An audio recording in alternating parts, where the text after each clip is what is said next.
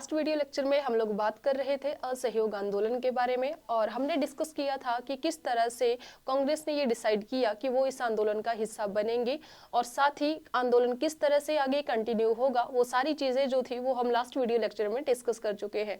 तो वहां पर मैंने आप लोगों को बताया था कि एक प्लान ये भी था कि हमें बहिष्कार करना है। किस चीज का बहिष्कार करना है? सरकारी शिक्षण संस्थानों का, अदालतों का बहिष्कार करना है, सरकारी नौकरियों का भी बहिष्कार करना है, विदेशी कपड़ों का भी बहिष्कार करना है। तो अब हम देखेंगे यहाँ पर कि किस तरह से बहिष्कार जो है वो किया गया है।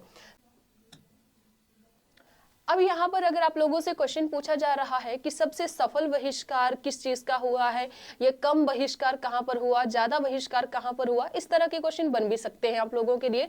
तो आप लोगों ने ध्यान रखना है कि सबसे सफल बहिष्कार जो बताया जाता है वो बताया जाता है विदेशी कपड़ों का। हालांकि महात्मा गांधी ने यहाँ पर बोला कि अंग्रेजों के साथ व्यवहार करने का ये सबसे बेस्ट तरीका है, लेकिन दूसरी ही तरफ रविंद्रनाथ टैगोर थे जिन्होंने कपड़ों का इस तरह से जलाए जाने का विरोध किया। और कहते हैं रविंद्रनाथ टैगोर ने महात्मा गांधी को एक लेटर लिखा था और उन्होंने कपड़ों को जलाए जाने का विरोध करते हुए ये कहा कि ये तो निष्ठुर बर्बादी है। तो ये क्वेश्चन कई बार पूछ लिया जाता है कि किसने विदेशी कपड़ों के जलाए जाने का विरोध किया है, तो रविंद्रनाथ टैगोर ने किया है। दूसरी बात, अगर आपसे पूछा जाए कि शिक्षा का सबसे सफल बहिष्कार कहां पर हुआ है, तो एजुकेशन की हम बात कर रहे हैं, तो सबसे सफल बहिष्कार जो रहेगा वो रहेगा बंगाल में। लेकिन अगर पूछा जाए शिक्षा का सबसे कम बहिष्कार कहां पर हुआ है, तो वो हुआ है मद्रास में। ठीक है, हालांकि कहते हैं कि असहयोग आंदोलन के दौरान बहुत सारे राष्ट्रीय कॉलेज जो थे उनकी स्थापना की गई थी। बहुत सारे ऐसे विद्यालय थे जिनकी स्थापना असहयोग आंदोलन के दौरान ही की गई थी, जैसे कि आप लोगों ने नाम भी सुना होगा जामिया मिलिया का, उसकी स्थापना इसी आंदोलन के दौरान। फिर बिहार विद्यापीठ हो गया, गुजरात विद्यापीठ हो गया, काशी विद्यापीठ हो गया, इन सब की स्थापना जो थी वो असहयोग आंदोलन के दौरान ही की गई थी। हालांकि यहाँ तक कहा जाता है कि जो सुभाष चंद्र बोस थे वो इस आंदोलन के दौरान कलकत्ता में एक नेशनल कॉलेज के प्रिंसिपल भी बने थे। ठीक है, तो आप लोगों ने ये कॉमन जैसी चीजें हैं जो आपने ध्यान रखनी है। अब देखो, जब आंदोलन चल रहा था ना, उसी दौरान बात है ये 17 नवंबर 1921 की, प्रिंस ऑफ वेल्स जो थे वो भारत की यात्रा पर आते हैं।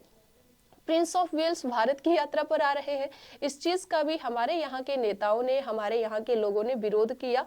और किस तरह से विरोध किया, तो प्रिंस ऑफ वेल्स की भारत यात्रा के दौरान यहाँ पर पूरे भारत में हड़ताल रखी गई। और ये जो हड़ताल होगी ये अखिल भारतीय स्तर पर दूसरी हड़ताल बताई जाती है। तो आपने ध्यान रखना है कि 17 नवंबर 1921 को प्रिंस ऑफ वेल्स की भारत यात्रा के दौरान पूरे भारत में हड़ताल का आयोजन किया गया था।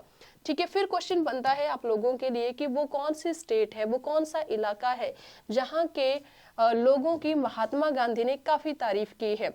तो आंदोलन के दौरान कहते हैं महात्मा गांधी ने कहा कि सबसे अच्छा काम जो किया है वो किया है बिहार के लोगों ने। ठीक है, तो आप लोगों ने इस बात को ध्यान रखना है कि आंदोलन के दौरान महात्मा गांधी ने बिहार के लोगों की काफी तारीफ की है और कहा है कि यहाँ के लोग अहिंसा का सही मायने में अर्थ भी समझते हैं।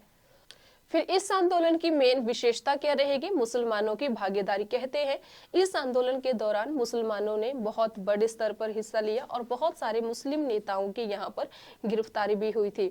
देखो, आंदोलन की विशेषता जब भी हम बोलते हैं तो काफी इंपॉर्टेंट पॉइंट ये बन जाता है, जैसे कि हम आगे चल के पढ़ेंगे सविनय अवज्ञा आंदोलन। और उस आंदोलन की विशेषता अगर हमारे से कोई पूछता है तो हम कहते हैं महिलाओं की भागीदारी। महिलाओं की भागीदारी सविनय अवज्ञा आंदोलन की विशेषता रहेगी। और यहाँ पर जो विशेषता रहेगी वो रहेगी हिंदू मुस्लिम एकता, यूनिटी यहाँ पर दिखाई पड़ी है। किस तरह से दिखाई पड़ी है? आर्य समाजी नेता हुआ करते थे एक, जिनका नाम है स्वामी श्रद्धानंद। ठीक है, स्वामी श्रद्धानंद, ये आर्य समाजी एक नेता है और इनको भाषण देने के लिए इनवाइट किया गया है। कहाँ पर? जामा मस्जिद में। ठीक है, तो आप देखिए आर्य समाज के नेता है और उनको इनवाइट किया जा रहा है जामा मस्जिद में। तो यहाँ से पता चल रहा है कि हिंदुओं और मुसलमानों में उस टाइम पर किसी भी तरह के डिफरेंसेस नहीं हुआ करते थे। दूसरी तरफ एक और एग्जांपल दिया जा सकता है, डॉक्टर सैफुद्दीन किचलू हुआ करते थे और कहते हैं डॉक्टर सैफुद्दीन किचलू को स्वर्ण मंदिर की चाबियां जो थी वो सौंपी गई थी। तो इस तरह की चीजें जो है वो हमारे लिए काफी मायने यहाँ पर रखती है कि किसे क्या काम जो था वो सौंपा गया था असहयोग आंदोलन के दौरान।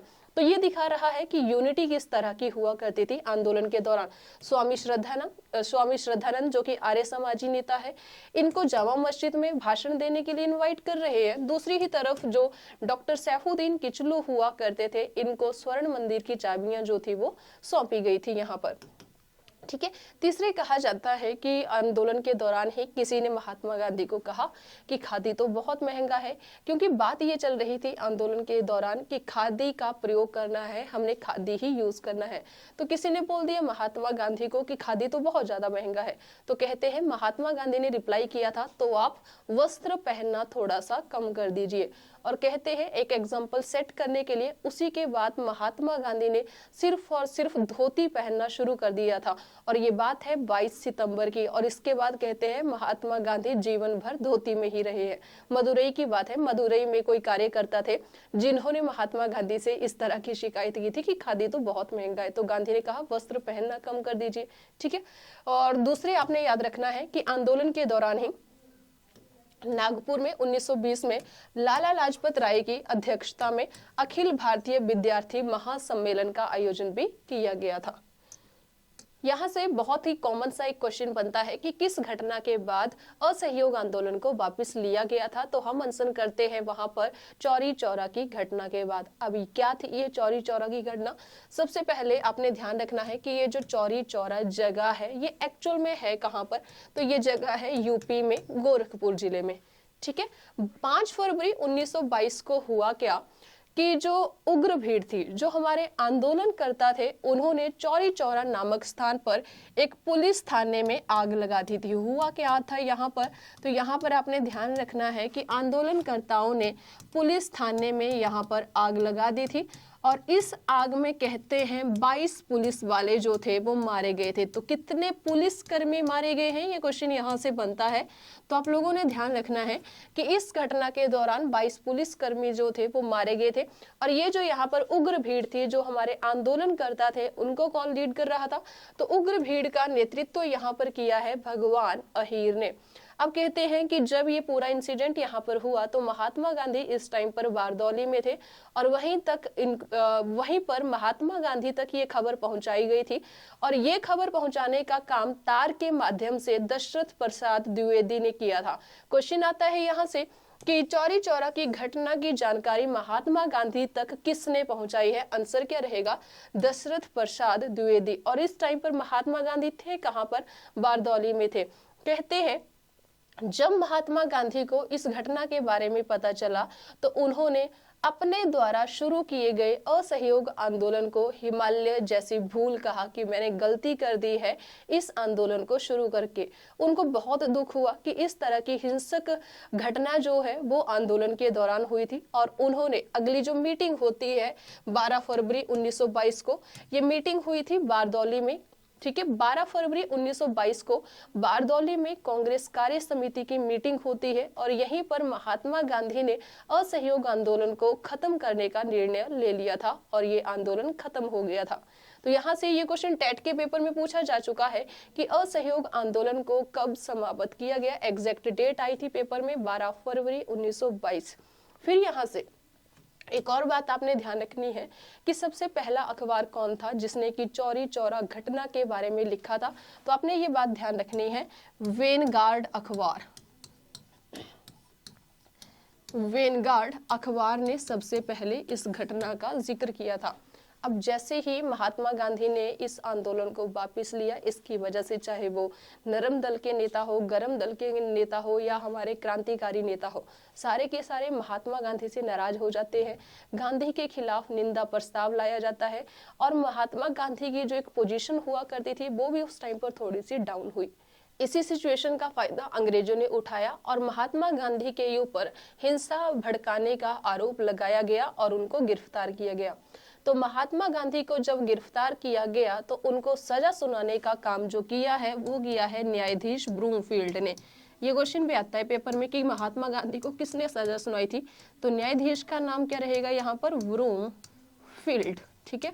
तो न्यायाधीश ब्रूमफील्ड ने महात्मा गांधी को सजा सुनाने का काम किया था और महात्मा गांधी को 6 साल की सजा हुई थी।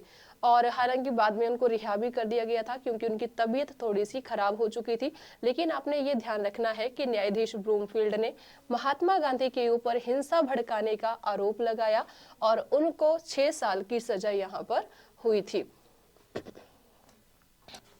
तो ये था असहयोग आंदोलन। आई होप आप लोगों को वीडियो अच्छी लगी होगी, तो लाइक करें, शेयर करें और सब्सक्राइब करें हमारे YouTube चैनल एबीसी एकेडमी को। धन्यवाद।